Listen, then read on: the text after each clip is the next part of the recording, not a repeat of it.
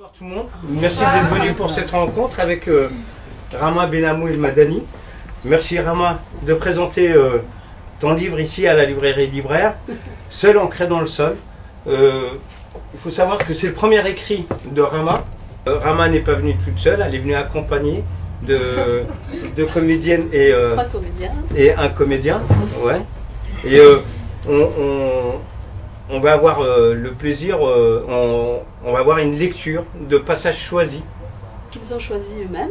Voilà. Et puis c'est une première adaptation, on va dire, c'est vraiment tout frais, puisqu'après c'est normalement une adaptation théâtrale et filmique.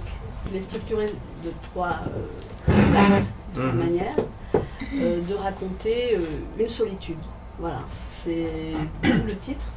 Donc c'est une femme qui est face à une solitude après une rupture amoureuse et qui petit à petit chemine vers une lutte sociale. Voir ta lutte est comme voir à travers une lunette. Je l'observe, infime, sans consistance, mais elle est là, combat d'égal à égal, de toi à toi-même, dans un temps indéterminé. Tu es parti, sans t'expliquer sur cette impossibilité de rester. Tirer ta révérence, comme une évidence pour la rejoindre. Tu me laisses sans aucun autre allié. Te souviens-tu de comment tu m'as rappelé alors que j'avais disparu dans le bas des escaliers de l'Underground?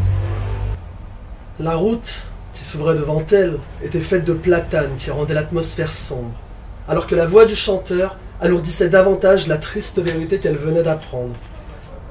Elle ne comprenait pas pourquoi tout accompagnait ce qu'elle était en train de franchir. Quand elle retrouva un peu de lumière, la voix s'était tue. Stop.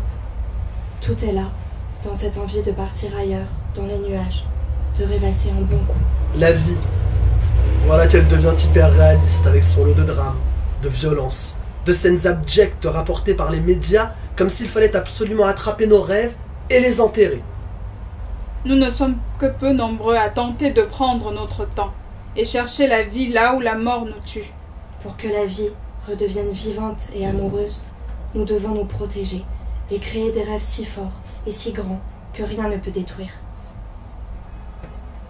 Pour partir aussi loin, pour briser sa vie, pour tirer sur le détonateur, pour choisir la mort, pour crier Dieu est grand, pour s'endoctriner, pour briser la vie des autres, pour se servir d'une profession de foi, pour voir la souffrance, pour se diriger vers l'obscurité, pour éliminer l'amour. Pourquoi?